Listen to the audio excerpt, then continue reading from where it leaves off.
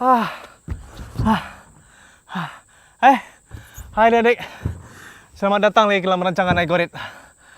Ya adik-adik. Sebenarnya Bang Topek ini lupa membeli minyak. Ya cerita Bang Topek ini mati tengah jalan. Adakah patut lupa? Sebenarnya Abang Topek ini jauh sudah menyuruh kita nih berbatu-batu mencari stesen minyak. Tahu adik-adik, minyak ini adalah sumber tenaga juga. Dan pernah adik-adik terfikirkah dari manakah datangnya minyak ini? Kalau adik-adik kan tahu, abang ada seorang kawan yang pakar dalam menggali minyak ini lah. Adik-adik kan tahu? Jom sama-sama saksikan. Ini abang nyuruh kita dulu. Mana kita bang nih? Oi!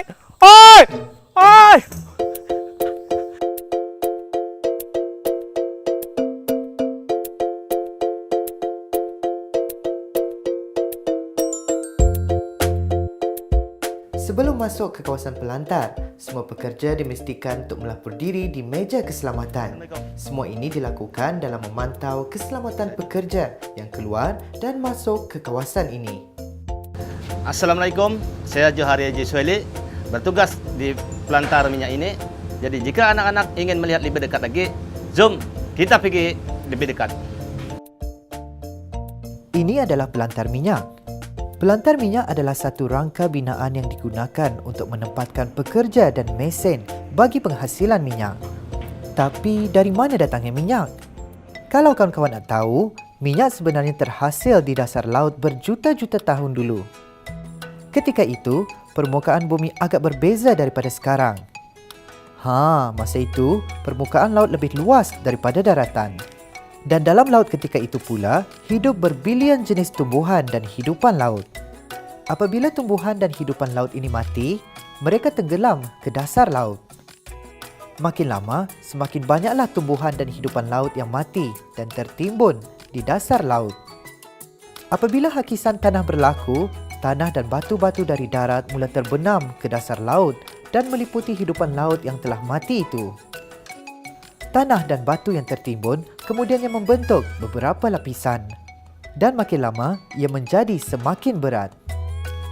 Berat batu dan haba dari bumi kemudiannya mula memampat tumbuh-tumbuhan dan bangkai haiwan sehingga ia menjadi cecair yang berwarna gelap dan pekat. Cecair inilah kita kenali sebagai minyak. Tapi proses ini tidak berlaku dalam sekelip mata sahaja tahu. Sebaliknya, ia mengambil masa berjuta-juta tahun lamanya.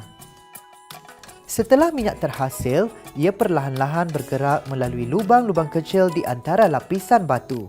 Di sinilah telaga minyak terbentuk, iaitu di dasar lautan. Hari ini, tempat-tempat yang dulunya diliputi permukaan air telah digantikan dengan daratan. Sebab itulah kita boleh menggali minyak di daratan juga, seperti yang dilakukan di Brunei. Assalamualaikum. Encik Johari mempunyai tugas yang sangat penting di pelantar minyak ini. Beliau bertanggungjawab ke atas mesin-mesin ini dan juga pekerja-pekerja yang mengendalikannya. Encik Johari perlu memastikan mesin-mesin ini boleh berfungsi dengan baik.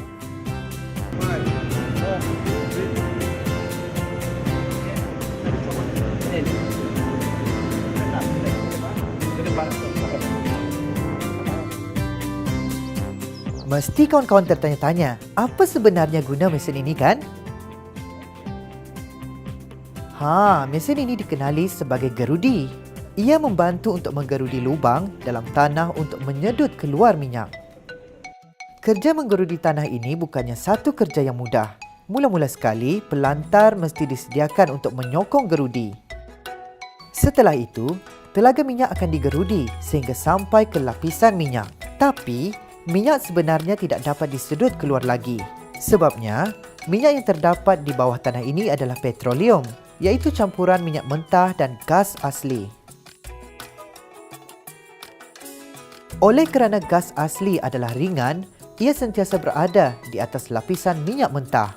Sebelum minyak mentah boleh disedut keluar, gas asli mestilah dibakar dahulu. Api yang biasanya kita lihat di pelantar minyak adalah disebabkan oleh gas asli yang sedang dibakar. Setelah gas asli dibakar, barulah minyak mentah bolehlah disedut keluar.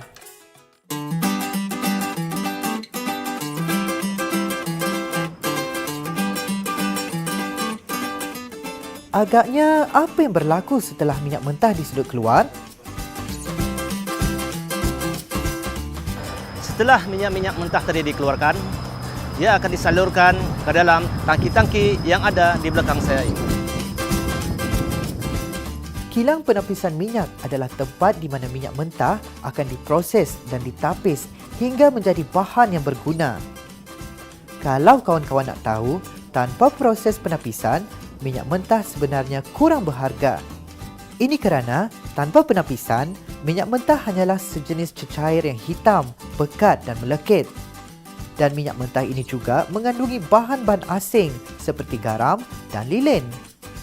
Proses penapisan boleh mengasingkan bahan-bahan ini agar minyak yang diperolehi boleh digunakan. Tapi, bagaimana pula nak mengasingkan minyak? Itu mudah saja. Kita panaskan sajalah. Kalau kawan-kawan nak tahu, apabila minyak mentah dipanaskan, ia akan mula terpisah. Bahagian minyak yang ringan akan bergerak ke atas.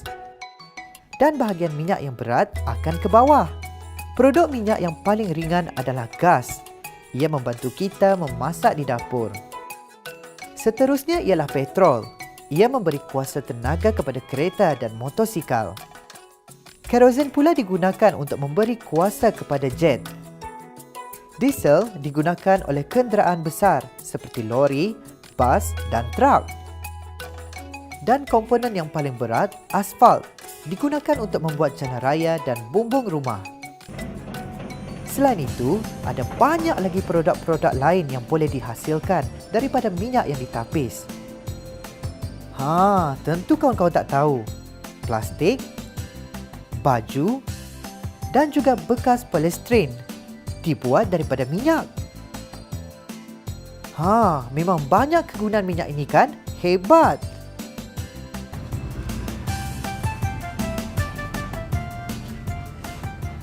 Ya adik-adik, sudah sepanjang hari saya bekerja di sini dan waktu saya bertugas pun sudah selesai. Okey, kita jumpa lagi. Minyak adalah sumber tenaga yang penting untuk kita, tapi minyak sebenarnya adalah sumber tenaga yang tidak boleh diganti semula. Seperti yang kawan-kawan dah lihat tadi, minyak mengambil masa beratus jutaan tahun untuk terhasil. Satu hari nanti, telaga minyak di serata tempat di dunia ini akan menjadi kering dan pada masa itu takkan ada lagi minyak untuk kegunaan kita. Sebelum ini terjadi, mungkin ada baiknya kita mula menggunakan sumber tenaga yang alternatif.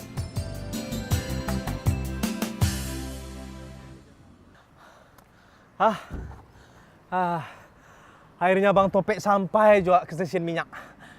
Jauh Abang Topek tadi tu, berbatu-batu. Melihat juga adik-adik tadi tu, Abang menyuruh macam-macam ulah. Akhirnya sampai juga. Adik-adik tahukah? Kita ini banyak menggunakan sumber minyak sebagai tenaga. Cuba bayangkan kalau minyak ini tidak ada. Macam mana kita hidup? Ya tentu. Kita ni mesti mencari sumber tenaga yang dapat diperbarui. Seperti cahaya matahari, air dan angin. Baik tak Abang Topek. Bertanya lu tu apa no? Minyak. Sekarang dah sampat. Payah lagi. Kalian ni tak dapat tembelin minyak lepas terbalik ni. Habis. Minyak habis. Alah.